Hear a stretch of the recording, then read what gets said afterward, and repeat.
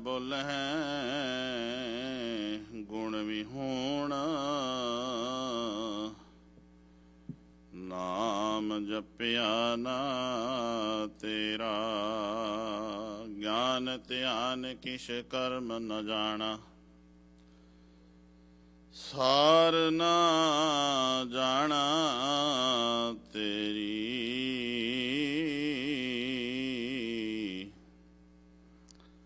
ਸਭ ਤੇ ਵੱਡਾ ਸਤਿਗੁਰ ਨਾਨਕ। ਜਿਨ ਕਲ ਰਾਖੀ ਮੇਰੀ,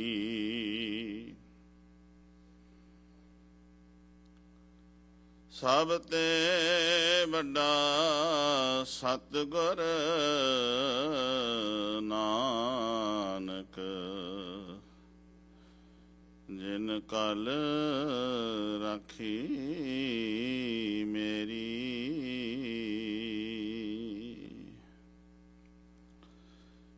ਨਿਮਾਣਿਆਂ ਨੂੰ ਮਾਣ, ਬੇਸਮਝਾਂ ਨੂੰ ਸਮਝ, ਸੂਝ ਬੂਝ,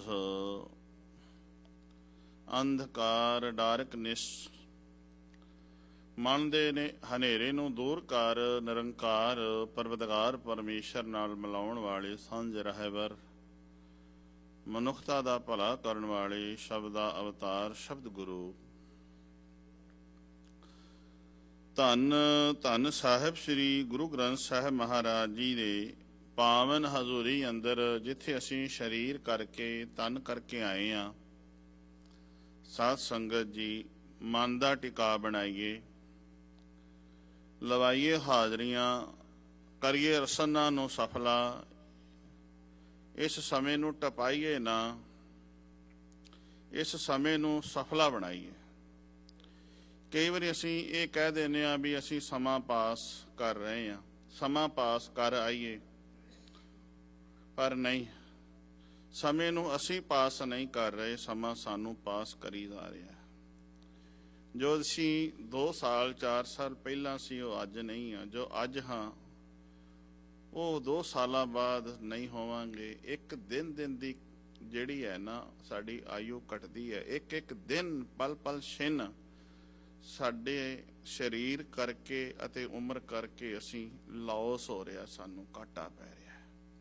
ਆਓ ਇਹਨਾਂ ਸਵਾਸਾਂ ਨੂੰ ਸਫਲਾ ਬਣਾਓ, ਰਸਨਾ ਕਰੋ ਸਾਰੇ ਸਫਲ, ਕੋਈ ਰਸਨਾ ਵਾਂਝੀ ਨਾ ਰਹਿ ਜਾਵੇ। ਵਾਹਿਗੁਰੂ ਜੀ ਕਾ ਖਾਲਸਾ, ਵਾਹਿਗੁਰੂ ਜੀ ਕੀ ਫਤਿਹ। ਭਾਈ ਸਾਹਿਬ ਨੇ ਹੁਣੇ ਮੈਨੂੰ ਕਿਹਾ ਕਿ ਜੋ ਅੱਜ ਦਾ ਹੁਕਮ ਹੈ, ਇਸ ਨੂੰ ਅਤੇ ਕੁਝ ਇਤਿਹਾਸਕ ਪੱਖ ਰੱਖਣੇ ਨੇ। ਅੱਜ ਦੇ ਹੁਕਮ ਧੰਨ ਸਾਹਿਬ ਸ੍ਰੀ ਗੁਰੂ ਅਮਰਦਾਸ ਮਹਾਰਾਜ ਜੀ ਅੱਜ ਦੇ ਹੁਕਮ ਵਿੱਚ ਸਾਨੂੰ ਕੀ ਸਮਝਾ ਰਹੇ ਨੇ। ਰਾਗ ਸੋਰਠ ਅੰਦਰ ਹੈ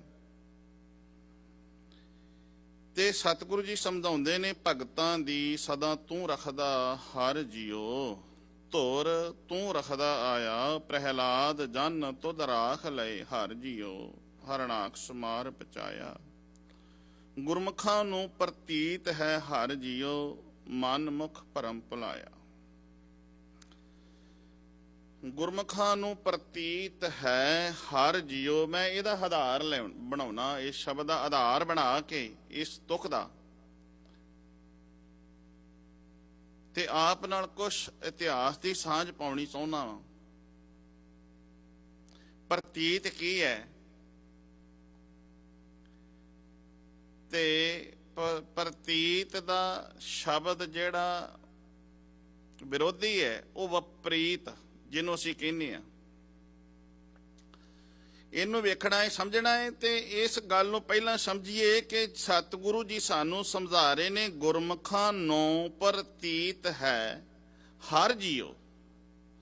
ਹਰ ਭਾਵ ਪਰਮਾਤਮਾ, ਜੀਓ ਦਾ ਅਰਥ ਕਰਾਂਗੇ ਆਦਰ ਬੋਧਿਕ।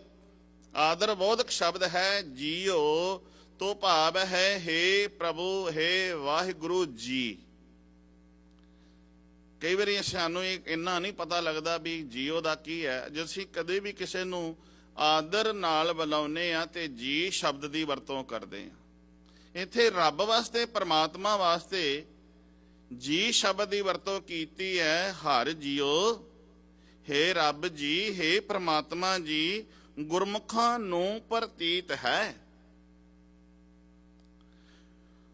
ਗੁਰਮੁਖ ਤੋਂ ਭਾਵ ਹੈ ਜਿਨ੍ਹਾਂ ਨੇ ਆਪਣੇ ਮਨ ਨੂੰ ਗੁਰੂ ਚਰਨਾਂ ਵਿੱਚ ਟਿਕਾ ਲਿਆ, ਜਿਹੜੇ ਗੁਰੂ ਦੀ ਸ਼ਰਨ ਵਿੱਚ ਆ ਗਏ ਨੇ, ਜਿਹੜੇ ਗੁਰੂ ਦੇ ਸਨਮੁਖ ਰਹਿੰਦੇ ਨੇ, ਉਹਨਾਂ ਨੂੰ ਤੇਰੇ ਉੱਤੇ ਪ੍ਰਤੀਤ ਹੈ। ਪ੍ਰਤੀਤ ਤੋਂ ਭਾਵ ਹੈ ਭਰੋਸਾ। ਪ੍ਰਤੀਤ ਦਾ ਅਰਥ ਕਰਾਂਗੇ ਨਿਸ਼ਚਾ, ਪ੍ਰਤੀਤ ਦਾ ਅਰਥ ਕਰਾਂਗੇ ਯਕੀਨ, ਪ੍ਰਤੀਤ ਦਾ ਅਰਥ ਕਰਾਂਗੇ ਵਿਸ਼ਵਾਸ, ਸ਼ਰਧਾ। ਹੁਣ ਅਸੀਂ ਇਹ ਮਾਰਨੀ ਆਪਣੇ ਅੰਦਰ ਝਾਤੀ ਕਿ ਸਾਡੇ ਅੰਦਰ ਗੁਰੂ ਪ੍ਰਤੀ ਪ੍ਰਤੀਤ ਹੈ ਕਿ ਨਹੀਂ। ਅੱਜ ਦਾ ਹੁਕਮ ਜੋ ਸਾਨੂੰ ਕਹਿ ਰਿਹਾ ਹੈ, ਸਾਡੇ ਅੰਦਰ ਗੁਰੂ ਪ੍ਰਤੀ ਪ੍ਰਤੀਤ ਹੈ ਕਿ ਨਹੀਂ, ਇਹ ਅਸੀਂ ਆਪਣੇ ਆਪ ਨੂੰ ਪੜਚੋਲਣਾ ਹੈ, ਆਪਣੇ ਆਪ ਨੂੰ ਖਿਆਲਣਾ ਹੈ। ਅਸੀਂ ਆਪਣੇ ਅੰਦਰ ਖਿਆਲ ਮਾਰਨਾ ਹੈ ਗੁਰੂ ਪ੍ਰਤੀ ਸਾਡੇ ਅੰਦਰ ਪ੍ਰਤੀਤ ਹੈ ਕਿ ਨਹੀਂ। ਮੇਰੇ ਪਾਤਸ਼ਾਹ ਅੱਜ ਦੇ ਹੁਕਮ ਵਿੱਚ ਕਹਿੰਦੇ ਨੇ ਗੁਰਮੁਖਾਂ ਨੂੰ ਪ੍ਰਤੀਤ ਹੈ। ਫਿਰ ਕਿਹਾ ਹਰ ਜੀਓ, ਹੇ ਰੱਬ ਜੀ, ਜਿਹੜੇ ਗੁਰੂ ਦੀ ਸ਼ਰਨ ਵਿੱਚ ਆ ਜਾਂਦੇ ਨੇ। ਹੁਣ ਗੁਰੂ ਦੀ ਸ਼ਰਨ ਵਿੱਚ ਅਸੀਂ ਵੀ ਆ, ਆਪਣੇ ਆਪ ਨੂੰ ਕਵਾਂਗੇ, ਪਰ ਸਾਨੂੰ ਗੁਰੂ ਪ੍ਰਤੀ ਪ੍ਰਤੀਤ ਹੈ ਕਿ ਨਹੀਂ ਹੈ। ਮੇਰੇ ਸਾਹਿਬ ਜੀ ਬਖਸ਼ਿਸ਼ ਕਰਦੇ ਨੇ, ਜੇ ਪ੍ਰਤੀਤ ਹੈ, ਯਕੀਨ ਹੈ, ਵਿਸ਼ਵਾਸ ਹੈ, ਸ਼ਰਧਾ ਹੈ, ਤੇ ਤਾਂ ਹੀ ਪ੍ਰੀਤ ਹੈ। ਪ੍ਰਤੀਤ ਹੋਵੇਗੀ, ਪ੍ਰਤੀਤ ਤੋਂ ਭਰੋਸਾ ਯਕੀਨ ਹੋਵੇਗਾ, ਦ੍ਰਿੜ ਵਿਸ਼ਵਾਸ ਹੋਵੇਗਾ, ਆਪਣੇ ਗੁਰੂ ਪ੍ਰਤੀ ਸ਼ਰਧਾ ਹੋਵੇਗੀ, ਤੇ ਤਾਂ ਪ੍ਰੀਤ ਬਣ ਸਕਦੀ ਹੈ, ਵਰਨਾ ਪ੍ਰੀਤ ਨਹੀਂ ਬਣ ਸਕਦੀ। ਜੇ ਪ੍ਰੀਤ ਬਣ ਗਈ ਤੇ ਉਹ ਪ੍ਰੀਤ ਟੁੱਟ ਨਹੀਂ ਸਕਦੀ। ਅਸੀਂ ਪੜ੍ਹਦੇ ਹਾਂ ਨਾ, ਜਿਹਨਾਂ ਦੀ ਪ੍ਰੀਤ ਬਣ ਗਈ ਉਹ ਗੁਰੂ ਨੂੰ ਕਹਿੰਦੇ ਨੇ ਤੋਰੀ ਨਾ ਟੁੱਟੈ, ਸ਼ੋਰੀ ਨਾ ਛੁਟੈ, ਐਸੀ ਮਦ ਹੋ ਖਿੰਚ ਤਨੀ। ਹੇ ਮਾਇਆ ਦੇ ਮਾਲਕ, ਹੇ ਮਾਇਆ ਦੇ ਪਤੀ ਪ੍ਰਮਾਤਮਾ, ਤੇਰੇ ਤੇ ਮੇਰੇ ਅੰਦਰ ਉਹ ਖਿੱਚ ਬਣ ਜਾਵੇ, ਜੇ ਕੋਈ ਤੁੜਾਵੇ ਤਾਂ ਵੀ ਨਾ ਟੁੱਟੇ, ਜੇ ਕੋਈ ਪੱਲਾ ਤੇਰਾ ਛਡਾਵੇ ਤਾਂ ਵੀ ਨਾ ਛੁੱਟੇ, ਇਹੋ ਜੀ ਖਿੱਚ ਬਣ ਜਾਵੇ। ਪ੍ਰਤੀਤ ਹੋਵੇਗੀ, ਪ੍ਰੀਤ ਬਣ ਗਈ। ਹੁਣ ਜਿਨ੍ਹਾਂ ਦੀ ਪ੍ਰੀਤ ਪ੍ਰਮਾਤਮਾ ਦੇ ਨਾਲ ਬਣ ਗਈ, ਅਸੀਂ ਉਹਨਾਂ ਨੂੰ ਕੀ ਕਹਿੰਦੇ ਆ? ਗੁਰਮੁਖ। ਅਸੀਂ ਉਹਨਾਂ ਨੂੰ ਕਹਿੰਦੇ ਆ ਭਗਤ। ਜਿਨ੍ਹਾਂ ਦੀ ਪ੍ਰੀਤ ਪ੍ਰਮਾਤਮਾ ਨਾਲ ਬਣੀ, ਪ੍ਰੀਤ ਬਣੇਗੀ ਤਾਂ ਜੇ ਪ੍ਰਤੀਤ ਹੋਵੇਗੀ। ਪਹਿਲਾਂ ਸਾਨੂੰ ਭਰੋਸਾ, ਦ੍ਰਿੜ ਵਿਸ਼ਵਾਸ, ਸ਼ਰਧਾ ਆਪਣੇ ਗੁਰੂ ਪ੍ਰਤੀ ਬਣਾਉਣੀ ਪੈਣੀ ਹੈ। ਤੇ ਜਿਨ੍ਹਾਂ ਨੇ ਪ੍ਰਤੀਤ ਰੱਖੀ, ਉਹਨਾਂ ਦੀ ਪ੍ਰੀਤ ਪੈ ਗਈ ਤੇ ਪ੍ਰੀਤ ਟੁੱਟਣ ਨਹੀਂ ਦਿੱਤੀ। ਸਰੀਰ ਦਾ ਠੀਕਰਾ ਤੇ ਤੋੜ ਦਿੱਤਾ। ਆਪਾਂ ਪੜ੍ਹਦੇ ਆ ਨਾ, ਠੀਕਰ ਫੋਰ ਦਿੱਲੀ ਸਿਰ। ਹੁਣ ਮੈਂ ਥੋੜਾ ਜਿਹਾ ਗੁਰੂ ਤੇਗ ਬਹਾਦਰ ਸਾਹਿਬ ਜੀ ਵੱਲੇ ਆਉਣਾ। ਠੀਕਰ ਸਰੀਰ ਦਾ ਠੀਕਰਾ, ਫੋਰ ਤੋੜ ਦਿੱਤਾ ਕਿਹਦੇ? ਦਿੱਲੀ ਦੇ ਸਿਰ। ਠੀਕਰ ਫੋਰ ਦਲੀਸ ਸਿਰ ਅਸੀਂ ਪੜ੍ਹ ਦਿੰਦੇ ਆ, ਪਰ ਇਹਨੂੰ ਜੇਕਰ ਇਵੇਂ ਪੜ੍ਹੀਏ, ਠੀਕਰ ਫੋਰ ਦਿੱਲੀ ਸਿਰ, ਪ੍ਰਭਪੁਰ ਕੀਆ ਭਿਆਨ। ਇਹ ਕਿਹਨਾਂ ਨੂੰ ਗੁਰੂ ਸਾਹਿਬ ਜੀ ਕਹਿੰਦੇ ਨੇ? ਤੇਗ ਬਹਾਦਰ ਸੀ ਕਿਰਿਆ, ਕਰੀ ਨਾ ਕਿਨਹੂ ਆਨ। ਫਿਰ ਕਿਹਾ ਤੇਗ ਬਹਾਦਰ ਕੇ ਚਲਤ, ਭਇਓ ਜਗਤ ਕੋ ਸ਼ੋਕ, ਹੈ ਸਭ ਜਗ ਭਇਓ। ਇੱਥੇ ਹੈ ਦਾ ਅਰਥ ਇਹ ਨਹੀਂ ਕਰਨਾ ਬਈ ਜਦੋਂ ਗੁਰੂ ਸਾਹਿਬ ਜੀ ਦੀ ਸ਼ਹਾਦਤ ਹੁੰਦੀ ਹੈ ਉਦੋਂ ਹਾਏ ਹਾਏ ਹੋਣ ਲੱਗ ਪਈ, ਤਰੋਈ ਤਰੋਈ ਲੋਕ ਕਰਨ ਲੱਗ ਪਏ। ਨਹੀਂ, ਇਹਦਾ ਅਰਥ ਇਹ ਕਰੋ ਕਿ ਜਦੋਂ ਸਤਿਗੁਰੂ ਜੀ ਸ਼ਹਾਦਤ ਦਿੰਦੇ ਨੇ ਤੇ ਉਦੋਂ ਮਨੁੱਖਤਾ ਦੇ ਅੰਦਰੋਂ ਇਹ ਆਵਾਜ਼ ਆਈ ਕਿ ਹੈ ਕੋਈ ਮਜਲੂਮ ਦੀ ਬਾਂਹ ਫੜਨ ਵਾਲਾ ਹੈ। ਕਈ ਵਾਰੀ ਅਸੀਂ ਹਾਏ ਹਾਏ ਇਹਦੇ ਅਰਥ ਕਰ ਦਿਆਂਗੇ ਵੀ ਉਦੋਂ ਹਾਹਾਕਾਰ ਮਚ ਗਈ, ਲੋਕੀ ਹਾਏ ਹਾਏ ਕਰਨ ਲੱਗ ਪਏ। ਨਹੀਂ ਜੀ, ਉਦੋਂ ਇਹ ਕਿਹਾ ਹੈ, ਅਜੇ ਵੀ ਕੋਈ ਹੈ ਕਿ ਮਜਲੂਮ ਦੀ ਬਾਂਹ ਫੜੇ ਤੇ ਆਪਣਾ ਮਜਲੂਮ ਦੀ ਬਾਂਹ ਫੜਨ ਵਾਸਤੇ ਆਪਣਾ ਸੀਸ ਭੇਟਾ ਕਰ ਦੇਵੇ, ਆਪਣਾ ਆਪ ਸ਼ਹੀਦ ਕਰਵਾ ਦੇਵੇ, ਆਪਣੀ ਸ਼ਹਾਦਤ ਦੇ ਦੇਵੇ। ਸ਼ਹਾਦਤ ਦੇ 3 ਅੱਖਰ ਅਸੀਂ ਵਰਤਦੇ ਹਾਂ। ਸ਼ਹਾਦਤ ਹੁਣੇ ਭਾਈ ਸਾਹਿਬ ਸ਼ਬਦ ਪੜ੍ਹ ਰਹੇ ਸਨ, ਕੁਰਬਾਨ ਜਾਈ ਉਸ ਵੇਲਾ ਸੁਹਾਵੀ, ਜਿਤ ਤੁਮਰੈ ਦੁਆਰੇ ਆਇਆ। ਮੈਂ ਗੁਰਬਾਣੀ ਦੇ ਚਾਨਣੇ ਵਿੱਚ ਇਹਨਾਂ ਸਾਰੀਆਂ ਨੂੰ ਜਿਹੜੀਆਂ ਟੁਕਾਂ ਨੇ, ਇਸ ਨੂੰ ਨੁਕਤੇ ਨੇ ਮੈਂ ਰੱਖਣੇ ਚਾਹੁੰਦਾ ਵਾਂ, ਕਿਉਂਕਿ ਗੁਰਬਾਣੀ ਇੱਕ ਸਾਡੀ ਕਸਵੱਟੀ ਹੈ। ਤੇ ਇਤਿਹਾਸ ਇੱਕ ਸੋਨਾ ਹੈ। ਸੋਨਾ ਜਿਹੜਾ ਕਸਵੱਟੀ ਤੇ ਪੂਰਾ ਉਤਰਦਾ ਹੈ ਉਹ ਸੋਨਾ ਹੈ। ਗੁਰਬਾਣੀ ਤੇ ਜਿਹੜਾ ਇਤਿਹਾਸ ਪੂਰਾ ਉਤਰਦਾ ਹੈ ਉਹ ਇਤਿਹਾਸ ਹੈ। ਹੁਣ ਗੁਰਬਾਣੀ ਸਾਨੂੰ ਇਹ ਕਹਿੰਦੀ ਹੈ, ਕੁਰਬਾਨ ਜਾਈ ਉਸ ਵੇਲਾ ਸੁਹਾਵੀ ਜਿਤ ਤੁਮਰੈ ਦੁਆਰੇ ਆਇਆ। ਕਈ ਵਾਰੀ ਅਸੀਂ ਆਪਣੇ ਬੋਲ ਇਸ ਤਰ੍ਹਾਂ ਬੋਲ ਦਿੰਦੇ ਹਾਂ ਕਿ ਗੁਰੂ ਤੇਗ ਬਹਾਦਰ ਸਾਹਿਬ ਜੀ ਨੇ ਬਲੀਦਾਨ ਦਿੱਤਾ। ਜਿੰਨੇ ਵੀ ਸੁਣ ਰਹੇ ਹੋ ਫੇਸਬੁੱਕ ਰਾਹੀਂ, ਚੈਨਲ ਪੰਜਾਬੀ ਰਾਹੀਂ ਜਾਂ YouTube ਰਾਹੀਂ, ਸਾਨੂੰ ਕਦੀ ਵੀ ਨਹੀਂ ਕਹਿਣਾ ਚਾਹੀਦਾ ਵੀ ਗੁਰੂ ਤੇਗ ਬਹਾਦਰ ਸਾਹਿਬ ਜੀ ਨੇ ਬਲੀਦਾਨ ਦਿੱਤਾ। ਬਲੀਦਾਨ ਦੀ ਪਰਿਭਾਸ਼ਾ ਪਤਾ ਕੀ ਹੈ? ਕਿਸੇ ਬੇਜ਼ਬਾਨੇ ਨੂੰ ਬੰਨ ਕੇ ਉਹਦੀ ਜਿਹੜੀ ਸ਼ਾਹ ਰਾਗ ਵੱਢ ਦੇਣੀ, ਫਿਰ ਉਹਨੂੰ ਤੜਫਦੇ ਵੇਖਣਾ, ਤੇ ਉਹਨੂੰ ਕਹਿੰਦੇ ਨੇ ਬੇਜ਼ਬਾਨੇ ਨੂੰ ਬੰਨ ਕੇ। ਉਦੋਂ ਸਮਾਂ ਸੀ ਜਦੋਂ ਭਗਤ ਰਵਿਦਾਸ ਜੀ ਨੇ ਕਿਹਾ ਨਾ, ਜਾਂ ਕੈ ਈਦ ਬਕਰੀਦ ਕੁੱਲ ਗਊ ਰੇ ਬਦੋ ਕਰੇ ਮਾਨੀਐ ਸ਼ੇਖ ਸ਼ਹੀਦ ਪੀਰਾ। ਆ ਜਦੋਂ ਇਸਲਾਮ ਦੇ ਵਿੱਚ ਉਹਨਾਂ ਦਾ ਇੱਕ ਪਵਿੱਤਰ ਆਪਣਾ ਦਿਨ ਮੰਨਦੇ ਨੇ, ਤੇ ਉਦੋਂ ਕੀ ਕਰਦੇ ਨੇ? ਈਦ ਵਾਲੇ ਦਿਨ, ਬਕਰੀਦ ਵਾਲੇ ਦਿਨ ਉਹ ਪਸ਼ੂਆਂ ਨੂੰ, ਬੇਜ਼ਬਾਨਾਂ ਨੂੰ ਸ਼ਾਹ ਰਗ ਵੱਢ ਕੇ ਚਰਾਏ ਦੇ ਵਿੱਚ, ਜਿੱਥੇ ਖੁੱਲਾ ਥਾਂ ਹੋਵੇ, ਤੇ ਸ਼ਾਹ ਰਗ ਵੱਢ ਕੇ ਸੁੱਟ ਦਿੰਦੇ ਨੇ। ਤੇ ਉਹ ਤੜਫਦਾ ਹੈ, ਤੇ ਤੜਫਦਾ ਹੈ, ਤੜਫ ਕੇ ਆਪਣੇ ਪ੍ਰਾਣ ਦੇ ਦਿੰਦਾ ਹੈ। ਸ਼ਾਹ ਰਗ ਰਾਹੀਂ ਲਹੂ ਬਾਹਰ ਆ ਜਾਂਦਾ ਹੈ, ਉਹ ਤੜਫ ਕੇ ਪ੍ਰਾਣ ਦਿੰਦੇ ਨੇ। ਤੇ ਉਹਦਾ ਜਿਹੜਾ ਮਾਸ ਹੈ ਬੋਟੀਆਂ ਵੰਡ ਲੈਂਦੇ ਨੇ। ਕਹਿੰਦੇ ਨੇ ਪਸ਼ੂ ਨੂੰ, ਬੇਜ਼ਬਾਨੇ ਨੂੰ ਜਦੋਂ ਕੱਢ ਦਿੱਤਾ, ਉਹਨੂੰ ਕਹਿੰਦੇ ਨੇ ਬਲੀ ਦੇਣੀ। ਇਸਲਾਮ ਵਿੱਚ ਵੀ ਬਕਰਾ ਈਦ ਜਿਹਨੂੰ ਕਹਿੰਦੇ ਆ, ਤੇ ਜਿਹੜੇ ਸਨਾਤਨ ਧਰਮ ਦੇ ਵਿੱਚ ਵੀ ਕੋਈ ਮੁਰਗੇ ਨੂੰ ਕੱਟ ਦਿੰਦਾ ਹੈ, ਬਲੀ ਦਿੰਦਾ ਹੈ। ਕੋਈ ਬੱਕਰੇ ਨੂੰ ਸਨਾਤਨ ਧਰਮ ਦੇ ਵਿੱਚ ਕੱਟ ਕੇ ਬੇਜ਼ਬਾਨੇ ਨੂੰ ਕੱਟ ਦੇਣਾ ਦੇਵੀ ਅੱਗੇ, ਤੇ ਉਹਨੂੰ ਕਹਿ ਦੇਣਾ ਇਹ ਬਲੀ ਦਿੱਤੀ ਹੈ। ਬਲੀ ਕਾਹਦੇ ਵਾਸਤੇ ਦਿੱਤੀ ਹੈ? ਦੇਵਤੇ ਨੂੰ ਖੁਸ਼ ਕਰਨ ਵਾਸਤੇ। ਉਹਨੂੰ ਬਲੀਦਾਨ ਕਹਿੰਦੇ ਨੇ। ਭਗਤ ਰਵਿਦਾਸ ਜੀ ਕਹਿੰਦੇ ਨੇ, ਜਾਂ ਕੈ ਈਦ ਬਕਰੀਦ ਜਾਂ ਕੈ ਈਦ ਬਕਰੀਦ ਕੁੱਲ ਗਊ ਬਦੋ ਕਰੇ ਮਾਨੀਆ ਸ਼ੇਖ ਸ਼ਹੀਦ ਪੀਰਾ। ਗਊ ਨੂੰ ਬਦੋ ਕਰਨਾ, ਪਸ਼ੂ ਨੂੰ ਬਦੋ ਕਰਨਾ, ਮੀਨਸ ਉਹਦੀ ਜਿਬਾਹ ਕਰਨਾ, ਉਹਦੀ ਸ਼ਾਹ ਰਗ ਕੱਟ ਦੇਣੀ, ਤੇ ਫਿਰ ਉਹ ਤੜਫਦੇ ਨੂੰ ਵੇਖ ਕੇ ਖੁਸ਼ ਹੋਣਾ। ਖੁਸ਼ ਇਸ ਕਰਕੇ ਹੁੰਦੇ ਨੇ ਵੀ ਇਹਦਾ ਹੁਣ ਮਾਸ ਖਾਵਾਂਗੇ। ਠੀਕ ਹੈ। ਹੁਣ ਮੈਂ ਥੋੜਾ ਜਿਹਾ ਇਹ ਧਿਆਨ ਦਿਵਾਉਣਾ ਚਾਹੁੰਦਾ ਵਾਂ, ਬਲੀਦਾਨ ਸਿੱਖਾ ਉਸ ਨੂੰ ਉਹਦੀ ਸ਼ਾਹ ਰਗ ਵੱਢ ਕੇ ਉਹਨੂੰ ਸੁੱਟ ਦਿੱਤਾ, ਉਹ ਖੁਸ਼ ਹੋ ਰਹੇ ਨੇ। ਤੇ ਜਦੋਂ ਦੀ ਸ਼ਾਹ ਰਗ ਵੱਢਦੇ ਨੇ, ਕਈ ਵਾਰੀ ਵੇਖਿਆ ਜਿਨ੍ਹਾਂ ਨੂੰ ਕੱਟਣਾ ਹੋਵੇ ਨਾ, ਉਹਨਾਂ ਨੂੰ ਪਹਿਲਾਂ ਦਾਣੇ ਪਾਏ ਜਾਂਦੇ ਨੇ, ਹਨਾ। ਪਸ਼ੂਆਂ ਨੂੰ ਚੰਗੀ ਖੁਰਾਕ ਦਿੱਤੀ ਜਾਂਦੀ, ਦਾਣਾ ਪਾਇਆ ਜਾਂਦਾ ਹੈ। ਕਿਉਂ ਦਾਣਾ ਉਹਨਾਂ ਨੂੰ ਪਾਇਆ ਜਾਂਦਾ ਹੈ? ਕਿਉਂ ਉਹਨਾਂ ਨੂੰ ਚੰਗੀ ਖੁਰਾਕ ਦਿੱਤੀ ਜਾਂਦੀ ਹੈ? ਇਹ ਮੈਂ ਨਾਲ ਤਾਂ ਗੱਲ ਕਹੀ ਹੈ ਕਿ ਮੇਰੇ ਮਨ ਚੋਂ ਵੀ, ਦਿਮਾਗ ਚੋਂ ਵਿਸਰ ਨਾ ਜਾਏ। ਉਹਨਾਂ ਨੂੰ ਦਾਣਾ ਇਸ ਕਰਕੇ ਪਾਇਆ ਜਾਂਦਾ ਹੈ, ਚੋਗਾ ਇਸ ਕਰਕੇ ਚੁਗਾਇਆ ਜਾਂਦਾ ਹੈ ਵੀ ਉਹਦਾ ਭਾਰ ਵੱਧ ਜਾਏ, ਉਹਦੇ ਮਾਸ ਦੀਆਂ 4 ਬੋਟੀਆਂ ਜ਼ਿਆਦਾ ਆ ਜਾਣ, ਉਹਦਾ weight ਵੱਧ ਜਾਵੇ, ਉਹ ਤਗੜਾ ਹੋ ਜਾਵੇ। ਜਦੋਂ ਸਰੀਰ ਕਰਕੇ ਤਗੜਾ ਹੋ ਜਾਏਗਾ, ਦਾਣਾ ਨੂੰ ਪਾਇਆ ਜਾਏਗਾ, ਉਹਦਾ weight ਵੱਧ ਜਾਏਗਾ, ਮਾਸ ਦੀਆਂ ਬੋਟੀਆਂ 4 ਵੰਡਣ ਵਿੱਚ ਜ਼ਿਆਦਾ ਆਣਗੀਆਂ। ਮੈਂ ਇੱਥੋਂ ਇਹ ਜਿਹੜੇ ਅੱਜ ਦੇ ਸਾਡੇ ਆਗੂ ਨੇ, ਕੋਈ ਵੀ ਕਿਸੇ ਧੜੇ ਦੇ ਨਾਲ ਹੋਣ, ਮੈਂ ਉਹਨਾਂ ਨੂੰ ਇਹ ਸਮਝਾਉਣਾ ਚਾਹੁੰਦਾ ਵਾਂ, 84 ਅਸੀਂ 1984 ਨੂੰ ਮੁੱਖ ਰੱਖ ਕੇ ਸਾਰੇ ਪੂਰੇ ਵਰਲਡ ਦੇ ਵਿੱਚ, ਇਸ ਧਰਤੀ ਤੇ ਵੀ ਉਸ ਦਿਨ ਨੂੰ ਮਨਾਇਆ ਜਾ ਰਿਹਾ ਹੈ। ਉਸ ਸਮੇਂ ਦੇ ਆਗੂ ਤੇ ਅੱਜ ਦੇ ਆਗੂਆਂ ਨੂੰ ਮੈਂ ਇਹ ਦੱਸਣਾ ਚਾਹੁੰਦਾ ਵੀ ਇਹ ਮਨੁੱਖ ਜਦੋਂ 1984 ਦਾ ਇਹ ਭਾਣਾ ਵਾਪਰਦਾ ਹੈ, ਕਿ ਉਦੋਂ ਪਤਾ ਨਹੀਂ ਸੀ ਵੀ ਇਹ ਭਾਣਾ ਵਾਪਰਨ ਵਾਲਾ ਹੈ। ਸਾਨੂੰ ਧਿਆਨ ਵਿੱਚ ਲਿਆਉਣਾ ਚਾਹੀਦਾ ਸੀ, ਪਰ ਕਿਉਂ ਨਾ ਲਿਆਂਦਾ ਗਿਆ? ਕਈਆਂ ਬੰਦਿਆਂ ਕੋਲੋਂ, ਕਈਆਂ ਆਗੂਆਂ ਕੋਲੋਂ ਇਹ ਚੂਕ ਹੋ ਗਈ ਕਿ ਉਹਨਾਂ ਨੇ ਦਾਣਾ ਪਾ ਦਿੱਤਾ। ਕਾਹਦਾ? ਕੁਰਸੀ ਦਾ, ਅਹੁਦੇ ਦਾ, ਰੁਤਬੇ ਦਾ ਦੇ ਦਿੱਤਾ ਵੀ ਤੁਸੀਂ ਚੁੱਪ ਕਰ ਜਾਓ, ਤੁਸੀਂ ਨਹੀਂ ਮੂੰਹ ਖੋਲਣਾ। ਪਰ ਅੱਜ ਇਹ ਵੇਖਣਾ ਹੈ ਵੀ ਅੱਜ ਦੇ ਸਮੇਂ ਵਿੱਚ 1984 ਤੇ ਅਸੀਂ ਮਨਾ ਰਹੇ ਹਾਂ, ਕਿਧਰੇ ਫਿਰ ਸਾਨੂੰ ਉਸੇ ਤਰ੍ਹਾਂ ਦਾ ਚੋਗਾ ਤੇ ਨਹੀਂ ਪਾਇਆ ਜਾ ਰਿਹਾ।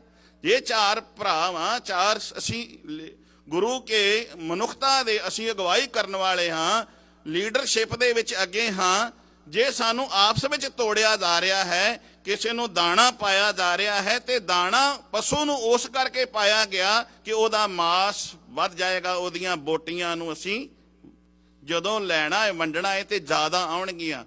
ਕਹਿਣ ਤੋਂ ਭਾਵ ਹੈ ਮਨੁੱਖ ਸਿੱਖਾ, ਕਿਤੇ ਅੱਜ ਤੇਰੀਆਂ ਵੰਡੀਆਂ ਇਸੇ ਕਰਕੇ ਨਹੀਂ ਪਾਈਆਂ ਜਾ ਰਹੀਆਂ ਬਈ ਤੈਨੂੰ ਜਿਵੇਂ ਇੱਕ ਈਦ ਨੂੰ ਬਕਰੀਦ ਨੂੰ ਬੱਕਰਿਆਂ ਨੂੰ ਦਾਣਾ ਪਾਇਆ ਜਾਂਦਾ ਹੈ ਭਾਰੇ ਕਰਨ ਵਾਸਤੇ, ਕਿਧਰੇ ਤੈਨੂੰ ਇਸ ਵਾਸਤੇ ਨਹੀਂ, ਵਰਤਣ ਵਾਸਤੇ ਤੇ ਨਹੀਂ ਦਾਣਾ ਪਾਇਆ ਜਾ ਰਿਹਾ। ਇਹ ਸਾਨੂੰ ਅੱਜ ਸੋਚਣ ਦਾ, ਸਾਨੂੰ ਇਹ ਆਪਣੇ ਚੇਤਨ ਦੇ ਵਿੱਚ ਲਿਆਉਣੀ ਚਾਹੀਦੀ ਹੈ, ਚੇਤਨਾ ਦੇ ਵਿੱਚ ਲਿਆਉਣੀ ਚਾਹੀਦੀ ਹੈ ਵੀ ਸਾਡੇ ਨਾਲ ਕਿਰੇ ਉਹ ਪਸ਼ੂ ਵਾਲਾ ਵਰਤਾਰਾ ਤੇ ਨਹੀਂ ਕੀਤਾ ਜਾ ਰਿਹਾ। ਸਾਨੂੰ ਸੋਚਣਾ ਪਏਗਾ। ਜਾਂ ਕਿ ਈਦ ਬਕਰੀਦ ਕੁੱਲ ਗਊ ਬਦੋਰੇ ਬਾਦੋ ਕਰੇ, ਮਾਨੀਆ ਸ਼ੇਖ ਸ਼ਹੀਦ ਪੀਰਾ। ਹੁਣ ਮੈਂ ਕਹਿ ਰਿਹਾ ਸੀ ਕਿ ਜਦੋਂ ਕਿਸੇ ਬੇਜ਼ਬਾਨੀ ਨੂੰ ਬੰਨ ਕੇ ਉਹਦੀ ਸਾਰ ਰਗ ਜਿਬਾ ਕਰ ਦਿੱਤੀ ਜਾਂਦੀ ਹੈ, ਕੱਟ ਦਿੱਤੀ ਜਾਂਦੀ ਹੈ, ਉਹਨੂੰ ਕਹਿੰਦੇ ਨੇ ਬਲੀ। ਬਲੀ ਦਿੱਤੀ, ਫਲਾਣੇ ਦੀ ਬਲੀ ਦਿੱਤੀ, ਫਲਾਣੀ ਦੇਵੀ ਨੂੰ, ਫਲਾਣੇ ਜਾਨਵਰ ਦੀ ਬਲੀ ਦਿੱਤੀ। ਬਲੀ ਤੋਂ ਅੱਗੇ ਆ ਜਾਓ ਕੁਰਬਾਨੀ। ਕਈ ਵਾਰੀ ਅਸੀਂ ਇਹਨੇ ਕੁਰਬਾਨੀ ਕਹਿੰਦੇ ਆ। ਕੁਰਬਾਨੀ ਦਾ ਅਰਥ ਹੈ, ਅੱਜ ਗੁਰਬਾਣੀ ਦਾ ਸ਼ਬਦ ਆਪਾਂ ਸਾਰਿਆਂ ਸੁਣਿਆ, ਕੁਰਬਾਨ ਜਾਈ ਉਸ ਵੇਲਾ ਸੁਹਾਵੀ।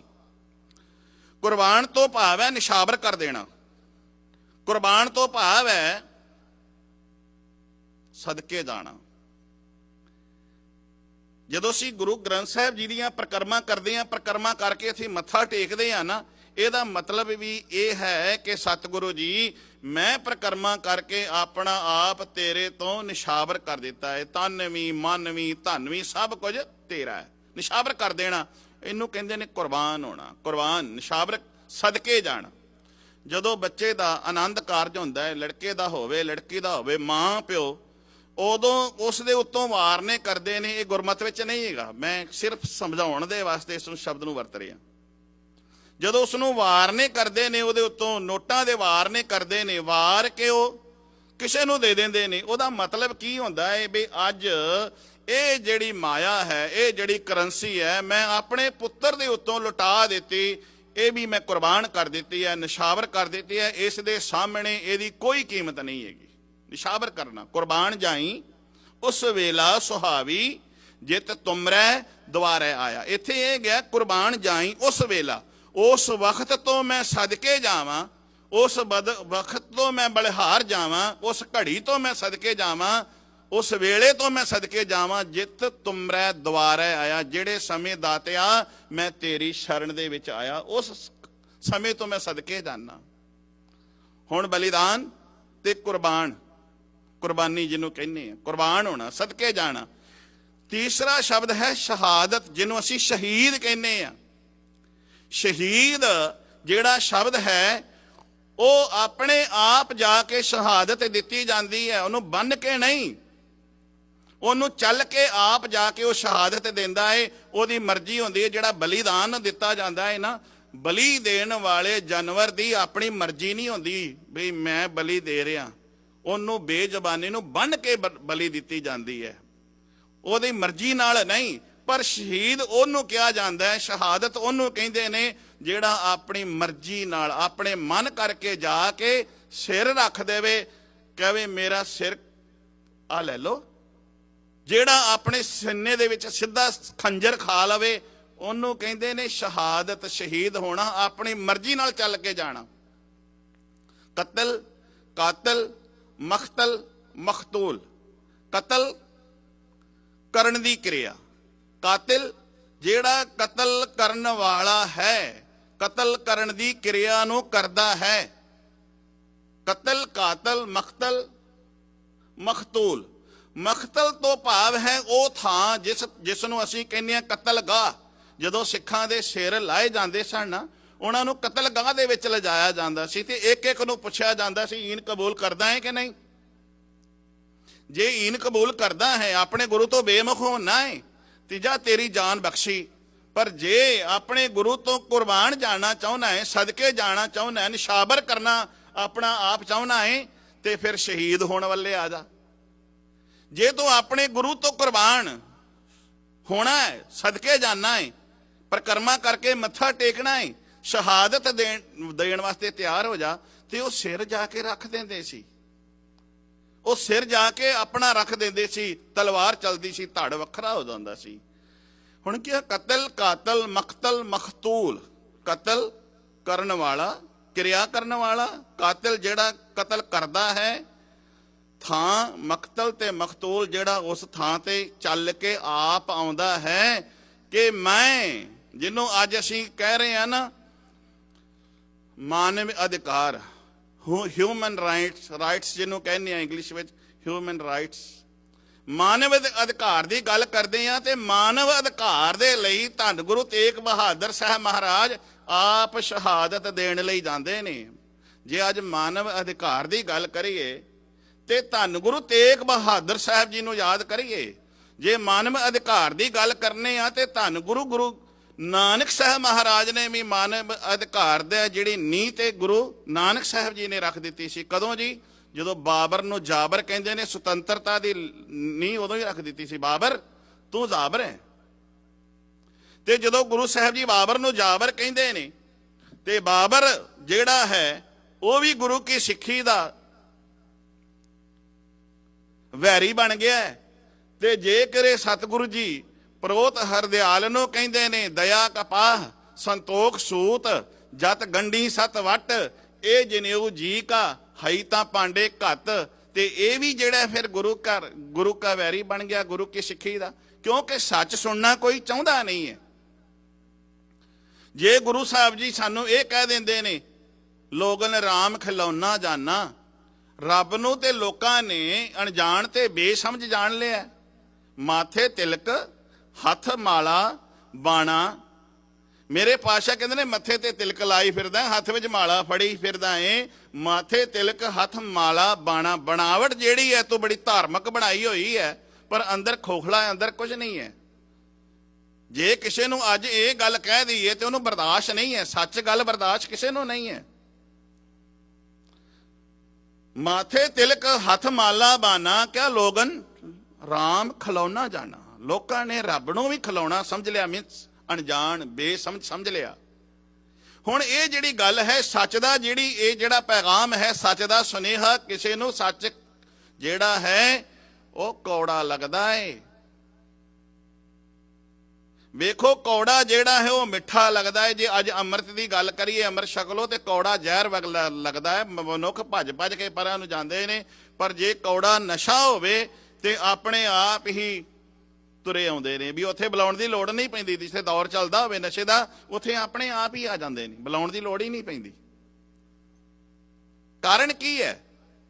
ਆਵਤ ਕੋ ਜਾਤਾ ਕਹੇ ਜਾਤੇ ਕੋ ਆਇਆ, ਪਰ ਕੀ ਕੋ ਆਪਣੀ ਕਹੇ ਆਪਣੀ ਨਹੀਂ ਪਾਇਆ। ਹੁਣ ਗੱਲ ਆ ਮੈਂ ਚੱਲ ਰਿਹਾ ਸੀ, ਬਲਿਦਾਨ, ਕੁਰਬਾਨ ਤੇ ਸ਼ਹਾਦਤ, ਸ਼ਹੀਦ ਹੋਣਾ। ਜਿਹੜਾ ਸ਼ਹਾਦਤ ਵਾਲਾ ਸ਼ਬਦ ਹੈ, ਸ਼ਹੀਦ ਹੋਣ ਵਾਲਾ ਹੈ, ਧੰਨ ਗੁਰੂ ਤੇਗ ਬਹਾਦਰ ਸਾਹਿਬ ਮਹਾਰਾਜ ਚੱਲ ਕੇ ਆਪ ਦਿੱਲੀ ਚਾਂਦਨੀ ਚੌਕ ਸ਼ਹਾਦਤ ਕਿਹਦੇ ਲਈ ਦਿੰਦੇ ਨੇ? ਮਾਨਵ ਅਧਿਕਾਰ ਲਈ, ਹਿਊਮਨ ਰਾਈਟਸ ਜਿਹਨੂੰ ਅਸੀਂ ਕਹਿ ਰਹੇ ਹਾਂ, ਮਾਨਵ ਅਧਿਕਾਰ ਲਈ, ਸੁਤੰਤਰਤਾ ਲਈ, ਆਜ਼ਾਦੀ ਲਈ। ਜਦੋਂ ਬੋਦੀ ਦੇ ਉੱਤੇ ਖੰਜਰ ਚੱਲਦਾ ਹੈ, ਧੋਤੀ ਤਿਲਕ ਹਿੰਦੂ ਧਰਮ ਦਾ ਜਣੇਊ ਲਾਇਆ ਜਾਂਦਾ ਹੈ, ਉਸ ਦੇ ਧਰਮ ਦਾ ਦੀਵਾ ਬੁਝਾਇਆ ਜਾਂਦਾ ਹੈ, ਤੇ ਮਾਨਵ ਅਧਿਕਾਰ ਲਈ ਧੰਨ ਗੁਰੂ ਤੇਗ ਬਹਾਦਰ ਸਾਹਿਬ ਜੀ ਆਪ ਚੱਲ ਕੇ ਸ਼ਹਾਦਤ ਦਿੰਦੇ ਨੇ। ਤੇ ਜੇ ਉਸ ਸਮੇਂ ਇਸਲਾਮਕ ਰਾਜ ਸੀ ਤੇ ਔਰੰਗਜ਼ੇਬ ਨੇ ਜਣੇਊ ਲਾਇਆ, ਪਾਪ ਕੱਟਿਆ, ਇਹੋ ਜਿਹੇ ਗੁਨਾਹ ਕੀਤੇ, ਤੇ ਪਾਤਸ਼ਾਹ ਨੇ ਉਹਨਾਂ ਦੀ ਬਾਹ ਫੜ ਲਈ। ਪਰ ਜੇ ਕਿਤੇ ਬੋਦੀ ਵਾਲਿਆਂ ਦਾ ਰਾਜ ਹੁੰਦਾ, ਜਨੇਊ ਵਾਲਿਆਂ ਦਾ ਰਾਜ ਹੁੰਦਾ, ਤੇ ਇਸਲਾਮ ਦੇ ਉੱਤੇ ਧੱਕਾ ਹੋ ਰਿਹਾ ਹੁੰਦਾ, ਤੇ ਧੰਨ ਗੁਰੂ ਤੇਗ ਬਹਾਦਰ ਸਾਹਿਬ ਜੀ ਉਹਨਾਂ ਦੇ ਲਈ ਵੀ ਸ਼ਹਾਦਤ ਦਿੰਦੇ। ਕਿਉਂਕਿ ਇੱਥੇ ਸਾਰਿਆਂ ਦਾ ਸਾਂਝਾ ਹੈ ਗੁਰੂ। ਸਭੇ ਸਾਂਝੀ ਵਾਲ ਸਦਾਇਨ, ਕਿਸੇ ਨਾ ਦਿਸੈ ਬਾਹਰਾ ਜੀਓ। ਜੇ ਅਸੀਂ ਬਾਣੀ ਵਿੱਚ ਪੜ੍ਹਦੇ ਹਾਂ ਇਹ ਬਚਨ, ਤੇ ਦੂਨਾ ਸਿੰਘ ਹੰਡੂਰੀਆ ਨੇ ਇਹ ਬੋਲ ਲਿਖੇ ਨੇ। ਕਿਹੜੇ? ਕਹਿੰਦਾ ਪ੍ਰਗਟ ਭਏ ਗੁਰ ਤੇਗ ਬਹਾਦਰ, ਪ੍ਰਗਟ ਦੇ ਸ਼ਬਦ ਕੀ ਹੈ? ਪ੍ਰਗਟ ਦਾ ਜੇ ਅਸੀਂ ਵਿਪਰੀਤ ਸ਼ਬਦ ਵੇਖੀਏ ਨਾ, ਵਿਪਰੀਤ ਤੇ ਗੁਪਤ ਬਣੇਗਾ, ਗੁਪਤ। ਪ੍ਰਗਟ ਦਾ ਸ਼ਬਦ ਹੈ, ਤਾਂ ਹੀ ਗੁਰੂ ਸਾਹਿਬ ਜੀ ਸਾਨੂੰ ਕਹਿੰਦੇ ਨੇ ਸਭ ਸਿੱਖਣ ਕੋ ਹੁਕਮ ਹੈ ਗੁਰੂ ਮਾਨਿਓ ਗ੍ਰੰਥ। ਗੁਰੂ ਗ੍ਰੰਥ ਜੀ ਮਾਨਿਓ, ਪ੍ਰਗਟ ਗੁਰਾਂ ਕੀ ਦੇ। ਇਹ ਗੁਰੂ ਕੀ ਦੇਹ ਜਿਹੜੀ ਹੈ, ਸਰੀਰ ਹੈ, ਪ੍ਰਗਟ ਹੈ। ਤੇ ਪ੍ਰਗਟ ਦਾ ਜਿਹੜਾ ਵਿਪਰੀਤ ਸ਼ਬਦ ਹੈ ਗੁਪਤ ਹੈ। ਜੇ ਕੋਈ ਗੁਪਤ ਚੀਜ਼ ਹੈਗੀ ਹੈ ਤਾਂ ਹੀ ਤੇ ਪ੍ਰਗਟ ਹੋਈ ਹੈ ਨਾ। ਕਹਿੰਦੇ ਨੇ ਫਲਾਣੇ ਦੀ ਗੱਲ ਪ੍ਰਗਟ ਹੋ ਗਈ, ਹੈ ਸੀ ਤਾਂ ਪ੍ਰਗਟ ਹੋਈ। ਹੁਣ ਪ੍ਰਗਟ ਦਾ ਸ਼ਬਦ ਹੈ ਵਿਪਰੀਤ ਗੁਪਤ। ਜਨਮ ਦਾ ਸ਼ਬਦ ਹੈ ਵਿਪਰੀਤ ਮੌਤ, ਮਰਨਾ। ਜੰਮਣਾ ਤੇ ਮਰਨਾ, ਵਿਪਰੀਤ ਸ਼ਬਦ ਮੌਤ ਹੋ ਗਿਆ। ਸਾਜਣਾ ਦਾ ਸ਼ਬਦ ਹੈ ਢਾਉਣਾ। ਜੇ ਸਾਜਣਾ ਸਾਜਿਆ ਗਿਆ, ਬਣਾਇਆ ਗਿਆ, ਤੇ ਫਿਰ ਉਹਨੂੰ ਢਾਇਆ ਵੀ ਗਿਆ। ਇੱਥੇ ਮੇਰੇ ਪਾਤਸ਼ਾਹ ਜੀ ਕਹਿੰਦੇ ਨੇ ਜਿਹੜਾ ਖਾਲਸਾ ਹੈ ਨਾ, ਉਹ ਪ੍ਰਗਟ ਹੋਇਆ ਏ, ਉਹ ਹੈ, ਪ੍ਰਗਟ ਹੋਇਆ ਹੈ। ਕਿਆ ਨਾ, ਖਾਲਸਾ ਅਕਾਲ ਪੁਰਖ ਕੀ ਫੌਜ, ਪ੍ਰਗਟਿਓ ਖਾਲਸਾ ਪਰਮਾਤਮ ਕੀ ਮੌਜ। ਖਾਲਸਾ ਪ੍ਰਗਟ ਹੋਇਆ। ਇਹਦਾ ਮਤਲਬ, ਪਰ ਜਿਹੜੀ ਚੀਜ਼ ਪ੍ਰਗਟ ਹੁੰਦੀ ਹੈ ਉਹ ਹੈ, ਉਹਦਾ ਵਿਪਰੀਤ ਸ਼ਬਦ ਗੁਪਤ। ਤੇ ਉਹ ਤੇ ਜੋਤ ਵੀ ਪ੍ਰਗਟ ਹੁੰਦੀ ਹੈ। ਜੋਤ ਉਹਾ ਜੁਗਤ ਸਾਏ ਸਹਿਕਾਇਆ ਫੇਰ ਪਲਟੀ ਹੈ। ਜਿਹੜੀ ਜੋਤ ਹੈ ਉਹ ਵੀ ਪ੍ਰਗਟ ਹੁੰਦੀ ਹੈ। ਜੋਤ ਰੂਪ ਹਰ ਆਪ ਗੁਰੂ ਨਾਨਕ ਕਹਾਇਓ। ਜੋਤ ਇਸ ਕਰਕੇ ਪ੍ਰਗਟ ਹੁੰਦੀ ਹੈ, ਵੇਖੋ ਤੇਲ ਦੀਵਾ ਭਰਿਆ ਹੋਵੇ, ਤੇਲ ਦੇ ਨਾਲ ਵੱਟੀ ਉਹਦੇ ਵਿੱਚ ਪਾਈ ਹੋਵੇ, ਤੇ ਜਦੋਂ ਮਾੜੀ ਜੀ ਚੰਗਾਰੀ ਸੁਹਾਵਨੇ ਆ ਤੇ ਉਹਦੇ ਵਿੱਚ ਜੋਤ ਪ੍ਰਗਟ ਹੋ ਜਾਂਦੀ, ਲਾਈਟ ਆ ਜਾਂਦੀ ਹੈ, ਪ੍ਰਗਟ ਹੋ ਜਾਂਦੀ ਹੈ ਨਾ ਜੀ। ਹੈ ਨਾ ਉਹਦੇ ਵਿੱਚ, ਤੇਲ ਵਿੱਚ ਵੱਟੀ ਹੈ, ਉਸ ਦੀਵੇ ਦੇ ਵਿੱਚ ਰੋਸ਼ਨੀ ਹੈ, ਤੇਲ ਵਿੱਚ ਰੋਸ਼ਨੀ ਹੈ, ਪਰ ਚੰਗਾਰੀ ਛੰਗਵਾਈ ਤੇ ਜੋਤ ਜਗ ਪਈ, ਪ੍ਰਗਟ ਹੋ ਗਈ। ਹੁਣ ਜਿਹੜਾ ਕੋਈ ਸਾਡੇ ਵਰਗਾ ਅਣਜਾਣ ਬੇਸਮਝ ਕਵੇ ਵੀ ਜੋਤ ਆਈ ਕਿੱਥੋਂ ਹੈ, ਫੂਕ ਮਾਰੋ ਜੋਤ ਚਲੇ ਗਈ, ਉਹ ਲਾਈਟ ਚਲੇ ਗਈ, ਤੇ ਬੰਦਾ ਪੁੱਛੇ ਵੀ ਦੱਸੋ ਜੋਤ ਗਈ ਕਿੱਥੇ, ਕਿੱਥੇ ਗਈ? ਕੋਈ ਪਤਾ ਨਹੀਂ ਹੈ। ਜਿਹੜੀ ਚੀਜ਼ ਪ੍ਰਗਟ ਹੁੰਦੀ ਹੈ ਉਹ ਗੁਪਤ ਹੁੰਦੀ ਹੈ, ਤੇ ਜਿਹੜੀ ਪ੍ਰਗਟ ਹੋ ਜਾਵੇ ਉਹ ਕਦੀ ਮਿਟਦੀ ਨਹੀਂ ਹੈ, ਟੁੱਟਦੀ ਨਹੀਂ ਹੈ। ਤਾਂ ਹੀ ਤਾਂ ਗੁਰੂ ਨਾਨਕ ਸਾਹਿਬ ਜੀ ਦੇ ਪਰਥਾਏ ਵੀ ਅਸੀਂ ਜਨਮਿਆ ਸ਼ਬਦ ਨਹੀਂ ਕਿਹਾ, ਕਿਆ ਸਤਿਗੁਰੂ ਨਾਨਕ ਪ੍ਰਗਟਿਆ, ਪ੍ਰਗਟ ਹੋਇਆ, ਪ੍ਰਗਟ ਹੋਇਆ ਹੈ। ਗੱਲ ਚੱਲ ਰਹੀ ਹੈ, ਮੈਂ ਇਹ ਗੱਲ ਨਹੀਂ, ਮੈਂ ਕਿਸੇ ਧਰਮ ਦਾ ਅਸੀਂ ਵਿਰੋਧੀ ਨਹੀਂ ਆ, ਇਸਲਾਮ ਦੇ ਵਿਰੋਧੀ ਨਹੀਂ ਆ, ਸਨਾਤਨ ਧਰਮ ਦੇ ਵਿਰੋਧੀ ਨਹੀਂ ਆ। ਵਿਰੋਧੀ ਹਾਂ ਜਿਹੜੇ ਜ਼ੁਲਮ ਕਰਦੇ ਨੇ, ਉਹਨਾਂ ਦੇ ਵਿਰੋਧੀ ਆ। ਕਿਉਂਕਿ ਜੇ ਦੌਲਤਾਂ ਦਾਈ ਗੁਰੂ ਸਾਹਿਬ ਜੀ ਦੇ ਦੀਦਾਰ ਕਰਦੀ ਹੈ, ਸਤਿਗੁਰੂ ਜੀ ਦਾ ਆਗਮਨ ਹੁੰਦਾ ਹੈ, ਪ੍ਰਗਟ ਹੁੰਦੇ ਨੇ, ਤੇ ਦੌਲਤਾਂ ਦਾਈ ਨੂੰ ਜਦੋਂ ਮਹਿਤਾ ਕਲਿਆਣ ਦਾਸ ਕਾਲੂ ਜੀ ਥਾਲ ਭਰ ਕੇ ਹੀਰੇ ਜਵਾਹਰਾਤਾਂ ਦਾ ਬਹੁਤ ਸਾਰਾ ਧਨ ਦਿੰਦੇ ਨੇ, ਤੇ ਉਹ ਹੱਥ ਖੜੇ ਕਰ ਦਿੰਦੀ ਹੈ। ਕਹਿੰਦੀ ਹੁਣ ਸੰਸਾਰ ਦੀ ਲੋੜਾਂ, ਪਦਾਰਥਾਂ ਦੀ ਲੋੜ ਹੀ ਨਹੀਂ ਰਹੀ, ਸੰਸਾਰ ਦੀਆਂ ਲੋੜਾਂ ਸਾਰੀਆਂ ਖਤਮ ਹੋ ਗਈਆਂ ਨੇ, ਕਿਉਂਕਿ ਮੈਨੂੰ ਨਿਰੰਕਾਰ ਦੇ ਦੀਦਾਰ ਹੋ ਗਏ ਨੇ, ਪ੍ਰਗਟ ਹੋਏ ਨੇ, ਨਿਰੰਕਾਰ ਦੇ ਦੀਦਾਰ ਹੋ ਗਏ ਨੇ, ਹੁਣ ਪ੍ਰਗਟ ਹੋ ਗਏ ਨੇ। ਗੱਲ ਕੀ ਹੈ? ਪ੍ਰਗਟ ਦਾ ਵਿਪਰੀਤ ਸ਼ਬਦ ਮੈਂ ਫਿਰ ਦੱਸ ਦਿਆਂ, ਗੁਪਤ। ਜਨਮ ਦਾ ਸ਼ਬਦ ਹੈ ਮਰਨਾ, ਵਿਪਰੀਤ ਸ਼ਬਦ ਜਿਹੜਾ ਜਨਮ ਲਏਗਾ ਮਰੇਗਾ। ਸਾਜਣਾ ਦਾ ਸ਼ਬਦ ਹੈ ਵਿਪਰੀਤ, ਜਿਹੜਾ ਬਣਿਆ ਉਹ ਜ਼ਰੂਰ ਟਾਏਗਾ। ਪਰ ਜਿਹੜਾ ਪ੍ਰਗਟ ਹੋਇਆ ਉਹਨੂੰ ਕਦੀ ਕੋਈ ਮੁਕਾ ਨਹੀਂ ਸਕਦਾ, ਉਸ ਨੂੰ ਕੋਈ ਮਿਟਾ ਨਹੀਂ ਸਕਦਾ। ਪ੍ਰਗਟ ਜਿਹੜੀ ਚੀਜ਼ ਹੁੰਦੀ ਹੈ ਉਹਨੂੰ ਮਿਟਾਇਆ ਨਹੀਂ ਜਾ ਸਕਦਾ, ਉਹਨੂੰ ਮੁਕਾਇਆ ਨਹੀਂ ਜਾ ਸਕਦਾ। ਹਾਂ, ਗੁਪਤ ਕੀਤਾ ਜਾ ਸਕਦਾ, ਉਹਨੂੰ ਦਬਾਇਆ ਜ਼ਰੂਰ ਜਾ ਸਕਦਾ ਹੈ, ਪਰ ਉਹਨੂੰ ਦਬਾ ਦਿਓ, ਮਿੱਟੀ ਪਾ ਦਿਓ, ਕਿਸੇ ਬੀਜ ਉੱਤੇ ਮਿੱਟੀ ਪਾਓਗੇ, ਉਹ ਜ਼ਰੂਰ ਫਿਰ ਪ੍ਰਗਟ ਹੋ ਜਾਏਗਾ, ਫਿਰ ਉੱਗ ਪਏਗਾ। ਕਹਿਣ ਤੋਂ ਭਾਵ ਹੈ ਸਿੱਖ ਇਜ਼ਮ ਨੂੰ ਮਾਰਿਆ ਜਾਵੇ, ਇਹਨੂੰ ਦਬਾਇਆ ਜਾਵੇ, ਇਹਨੂੰ ਕੱਟਿਆ ਜਾਏ, ਵੱਢਿਆ ਜਾਏ, ਇਹ ਪ੍ਰਗਟ ਹੋਇਆ, ਇਹ ਮੁੱਕਣ ਵਾਲਾ ਨਹੀਂ, ਇਹ ਖਤਮ ਹੋਣ ਵਾਲਾ ਨਹੀਂ। ਖਤਮ ਕਰਨ ਵਾਲੇ ਔਰੰਗਜ਼ੇਬ ਵਰਗੇ, ਬੜੇ ਬੜੇ ਨਾਦਰ ਸ਼ਾਹ ਅਬਦਾਲੀ ਵਰਗੇ ਆਏ ਨੇ, ਜਿਨ੍ਹਾਂ ਨੇ ਸਰੋਵਰ ਨੂੰ ਪੂਰਨਾ ਚਾਹਿਆ, ਜਿਨ੍ਹਾਂ ਦੇ ਪਰਥਾਏ ਜ਼ਕਰੀਆ ਖਾਨ ਨੇ ਇਹ ਗੱਲ ਕਹੀ ਸੀ।